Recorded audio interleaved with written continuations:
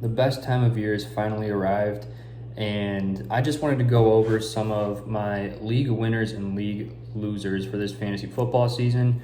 I treat fantasy football very seriously. I consider it an investment, and this year I've done more research than ever. And so there's going to be 6 players per position, 3 winners and 3 losers. Basically, what this means is if you draft these 3 players, they will either guarantee that you will have a chance at winning or losing in your league this year. This is all based on average draft position compared to where I have them ranked, and I have some facts and analysis in order to support my cases. And I want to piss people off to start off. My first loser, if you draft this QB, it's not going to be good for you, and that's Dak Prescott. He's my QB 21 this year, and he is consensus 11.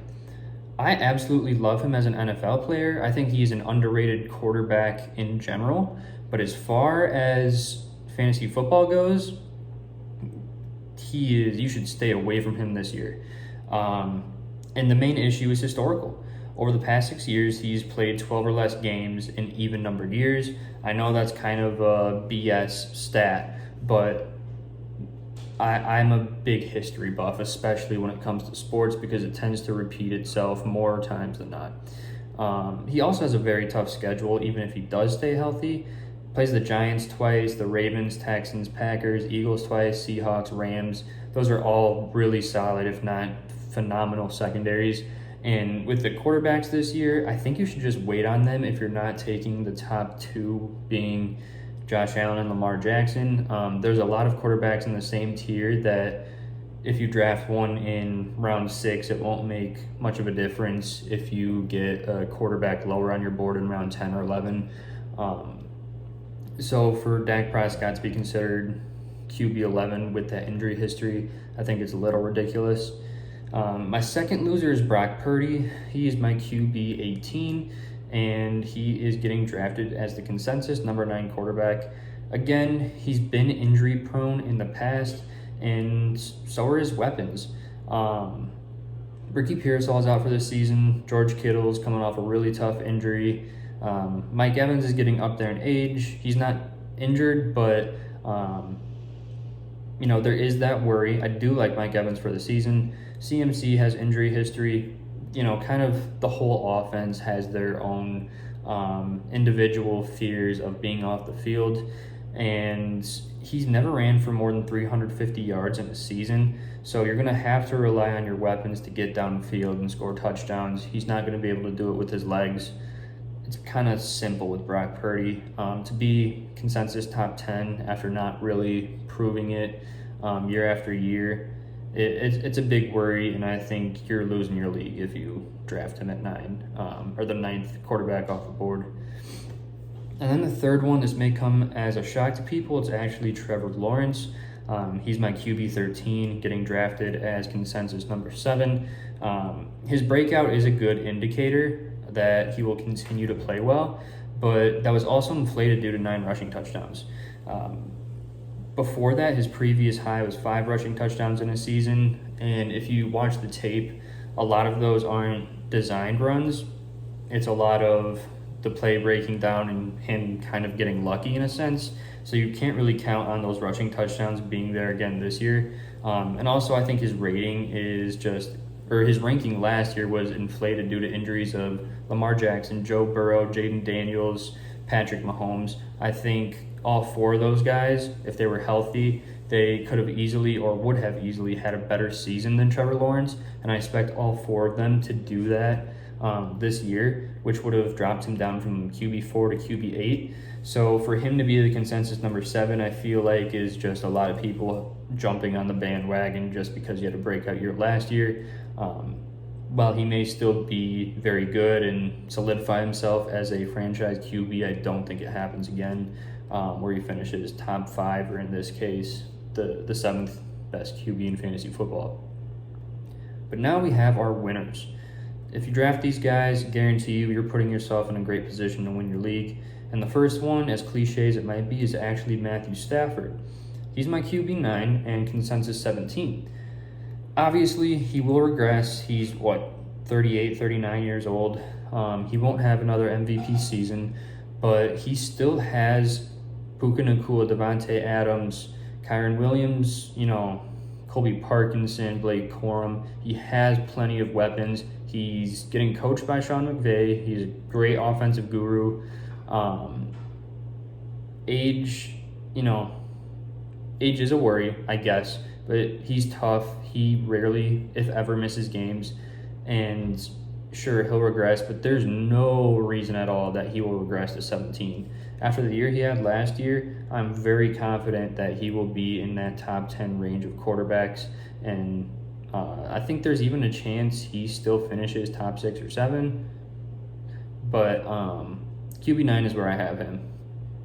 At number 2 for my winners is Caleb Williams. And yes, I know I'm a Bears fan, so this may come across as biased, but I promise I'm trying my best not to be. But he is my QB3, and he's consensus 10 off the board. People get scared because of the Bears QB effect. None of them have thrown for over 4,000 yards in a season. That ends this year. In reality, Ben Johnson is one of the best coaches in all of football, and we're going to be lighting up the scoreboard this season. Luther Burden, Rome Odunze, Colson Loveland, DeAndre Swift, Kyle Monangai is an insane amount of weapons, not to mention the great offensive line. There's no reason for people to think that he should be outside the top 5 in fantasy this year. He was the number 1 pick in the draft for a reason. If it wasn't for Drake May going to the Super Bowl, Caleb would be in conversations with him. I feel like if Drake May was drafted to the Bears and Caleb Williams was drafted to the Patriots, Caleb still would have led the Patriots to the Super Bowl, and Drake May would be doing the same thing that Caleb is in Chicago. It's just one of those things when you're a Chicago QB, you get overlooked. Typically, that's fair. This year, no. He could definitely have an MVP-esque season.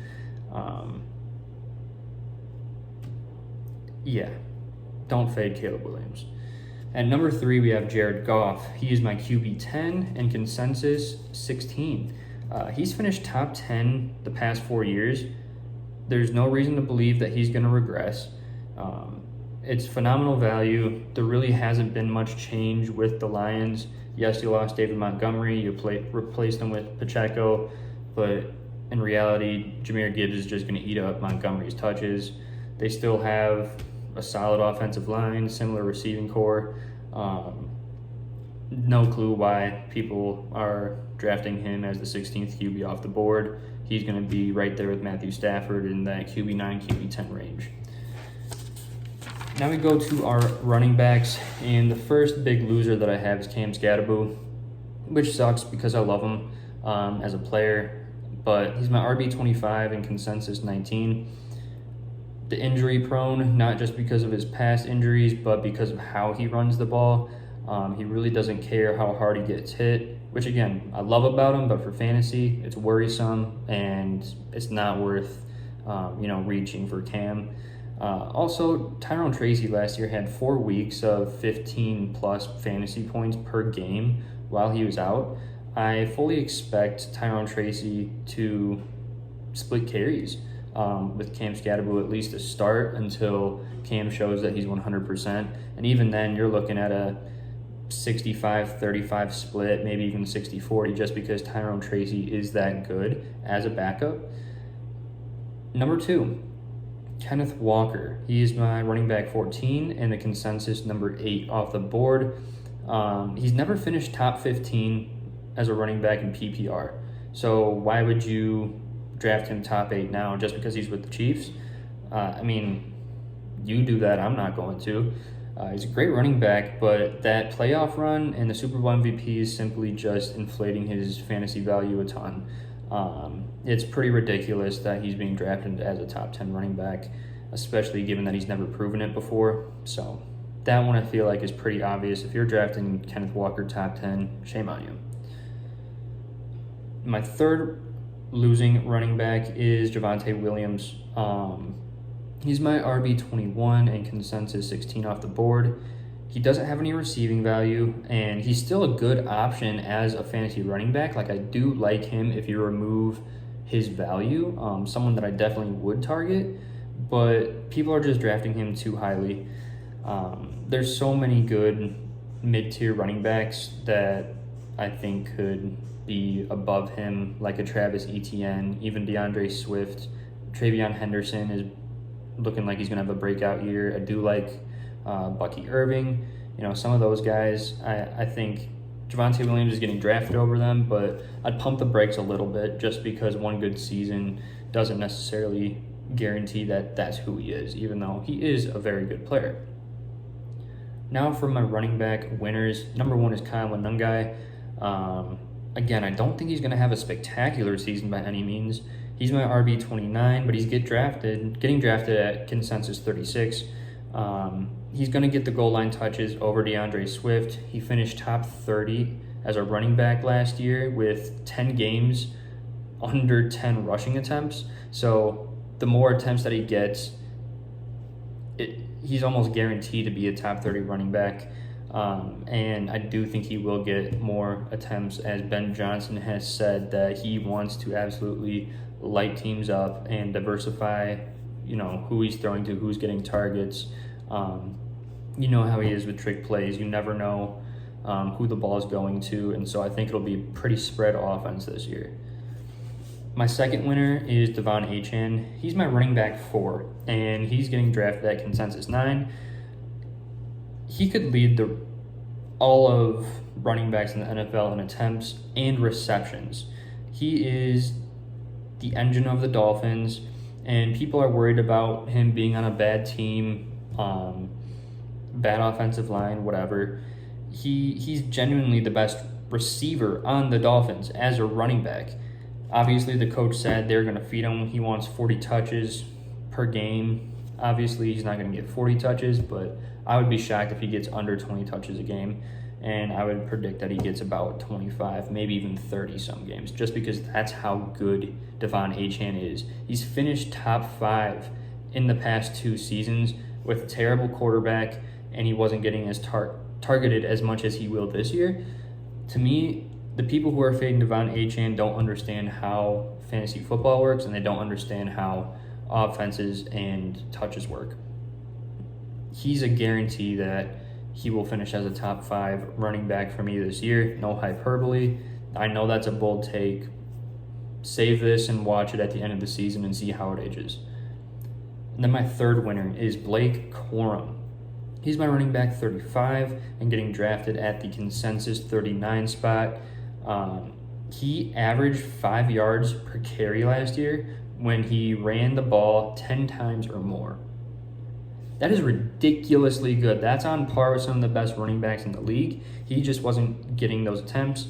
McVay has said this year that there's going to be more of a split carry between Kyren and Blake Corum to save Kyren's legs.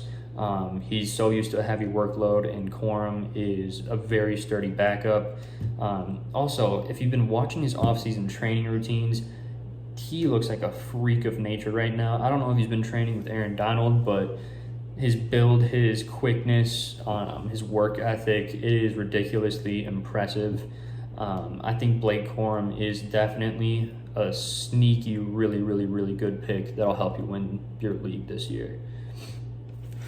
Now we move on to wide receivers, and my biggest wide receiver loser, unfortunately, is Malik Nabers.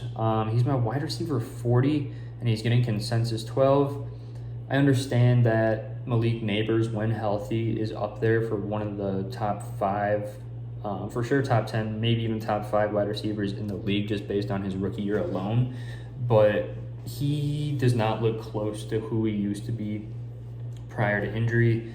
Go ahead, YouTube, look up Twitter, some videos of him working out, even just walking. There's a baseball game where he was hobbling to first base after a hit. Just looks awful. I guarantee he's going to see limited usage to start off the season, if not the whole season, and his athleticism just won't ever get to what it used to be with how gruesome that injury was. Also, just look into how the surgery went to the doctors, just everyone around him. While it's hopeful that like he's gonna make a full recovery and get back to normal, um, I don't think normal means top 5 wide receiver. I think it means him going out and being a solid threat. But again, that's down the line. This season, I think, is just going to be strictly a recovering year. At number 2, we have Rashee Rice. He's my wide receiver 24 and getting drafted consensus number 10 off the board for wide receivers. Off-field issues and injury history, pretty obvious that it's not ideal. But even when healthy, a top 10 wide receiver is a stretch. Like, if he has stayed healthy his whole career and never gotten into any trouble, I still probably wouldn't put him in my consensus top 10. I feel like that's such a stretch just because of the Patrick Mahomes and Kansas City Chiefs effect and what he did with Tyreek Hill. He's simply just not worth the risk given how many other good wide receiver ones there are, like Nico Collins, A.J. Brown, Chris Olave, George Pickens, all of those guys. So definitely stay away from Rashee Rice. Again, unless in your league, your league mates are sharp and they kind of let him fall a bit. But still, just a safe bet, don't draft Rashee Rice. Number 3, we have Jalen Waddle, who's my wide receiver 26 and getting drafted as the 18th wide receiver off the board. A lot of people think he's immediately going to come in and be wide receiver 1. I'm thinking they're going to share targets, or he's going to split targets with Courtland Sutton. I think they're both going to kind of take that wide receiver 1 and 2 role depending on the game plan. Again, the defense. And then going from Tua to Bo Nix isn't enough for me to warrant a huge jump. I do love Jalen Waddle as a player, but I think, again, there's others in that range that I think you should draft over Jalen Waddle, like T. Higgins, Luther Burden, Garrett Wilson, Zay Flowers, Devontae Smith, Mike Evans. But our winners, my biggest winner is going to be Ted McMillan. He's my wide receiver 13 and consensus 21 off the board. He is the only reliable target on the Panthers. I do think Jalen Coker may have a breakout season, so don't sleep on him. But still, Ted McMillan is the only player that I would be happy with getting more than 10 touches a game, and that includes running backs, tight ends, everyone all together. He was nearly 15 yards per catch on 122 targets last season. That shows there's an extremely high ceiling there with McMillan. I think he's only going to grow on what he did last year. I made the mistake of thinking the same thing about Brian Thomas. Heading into last year's draft, I had him in a couple of my leagues, bit me in the butt. But I do think Ted McMillan is just a different animal, different beast, and he will definitely be on plenty of league-winning teams. Number 2, we're going with Terry McLaurin.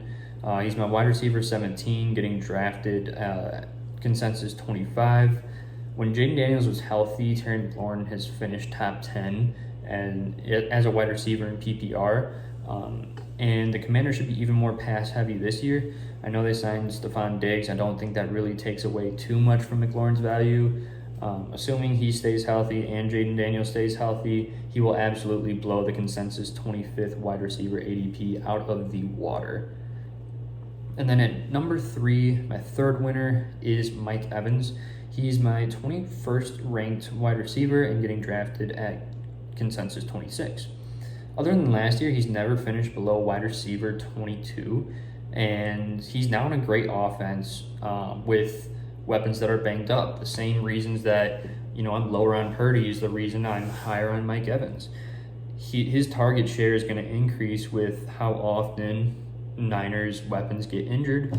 And other than last year, Mike Evans rarely gets injured, so he's just one of those Iron Men like Derrick Henry who perform past their prime, And so I think, yeah, take the risk and draft Mike Evans, and it will pay off, honestly. I truly do believe that. Lastly, we move to our tight ends, and my biggest loser is Dalton Kincaid. He's my tight end 22, and he's getting drafted at consensus number 12.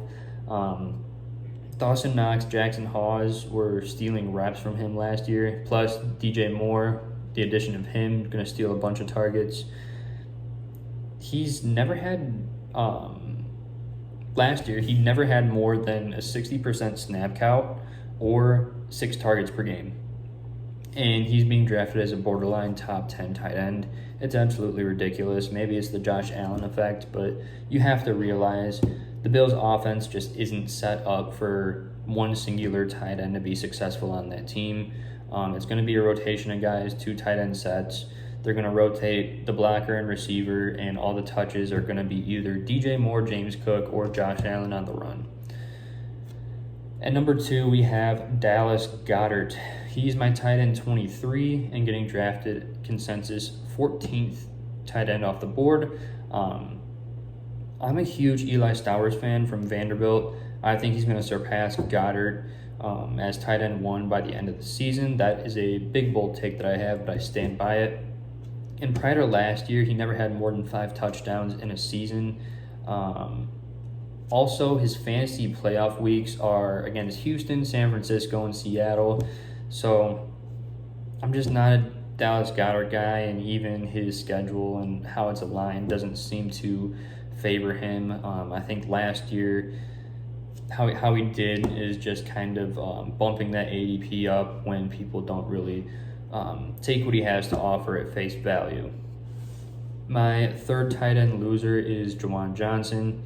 He's my tight end 24, getting drafted as the 18th tight end off the board. There's the Saints. I like them this year. They got new weapons. Love Jordan Tyson, Travis Etienne, or I guess it's Achane now, same as Devon. I don't know. I'm going to keep on saying Etienne until it feels right. Either way, they got 2 huge new weapons that are going to draw plenty of targets. They also brought in 2 other tight ends in Noah Fant and Oscar Delp. You know how they like to run their tight ends. They used to have Taysom Hill, Foster Moreau back when he was good. They like to spread the ball out and not just have what they used to with Jimmy Graham, where you can just throw it up to him, he'll go up and get it. He's starting to get older, and he just relies on big plays. He's not going to provide any consistent value for your fantasy team. I'm sure he'll have 2 weeks where he goes for 15 plus points, but again, we're talking about reliability. If you want to win your league, you can't rely on boom or bust guys, at least to be your starter week to week. Now we go to our winners, and my number 1 for sure is A.J. Barner of the Seattle Seahawks. He's my tight end 13, and he's getting drafted as the 26th tight end off the board. He's in the perfect scheme for him and his skill set to succeed, and he can also act as a fullback, getting rushing attempts. Last year, I think he averaged a little under 1 attempt per game, which may not sound like much, but when you realize that this year they don't have Kenneth Walker, Charbonnet's injured or potentially injured to start the season, so it's up to Jadarian Price and George Holani, Emmanuel Wilson to run the ball. You don't necessarily trust that, and I don't see the Seahawks airing it out, like the Cowboys do. I mean, last year their team was 29th in passing attempts. But that also may be in A.J. Barner's favor, because while he can act as a fullback at times, there still is that running issue. So I think it's the perfect balance between A.J. Barner slotting in as a running back and the team needing to pass more because their rushing game is depleted to where it was last year. So you almost can kind of think of A.J. Barner as having a Taysom Hill-esque role, minus the throwing, obviously, but he's only 23, and he's unbelievably skilled. I almost feel like I have him too low as the tight end 13, but people are drafting him at 26. So I can almost guarantee you that I will be trying to target A.J. Barner in every single one of my drafts. He might just be my favorite player to pick this year, given his value. At number 2, we have T.J. Hawkinson. He's tight end 17, or my tight end 17, getting drafted at consensus 22. He's going to have a really high snap count, and he's going to have much better QB play than he has the past couple seasons. Definitely past his prime, but there's no doubt in my mind he's going to finish much better than tight end 22. I feel like, not that it's obvious, but again, face value, TJ Hawkins is a solid option to go with as your backup. And then my third and final winner for the tight ends is Oronde Gadsden Jr., tight end 18 and consensus 23rd off the board. He finished as tight end 15 last year, and he's still only 23 and getting much better. He's kind of a raw tight end, so with another year under his belt, he should be way more refined. And he's not the best blocker, so if they do run 2 tight end sets, Gadsden's going to be the receiving tight end. I don't think Njoku, even though he may get a lot of playing time with Gadsden, I don't think he's going to eat into that target share at all. So there it is. Please pay attention, because I guarantee you, if you listen to me, you will definitely win more than you lose if you draft these guys, assuming that consensus value is true during your drafts. Come back to this during or at the end of the season and see how I did. I'm probably going to do a video reviewing my picks just to see, what I got right, what I got wrong. But yeah, enjoy your drafts. I can't wait to share mine. Love God, love others, love yourself. Peace.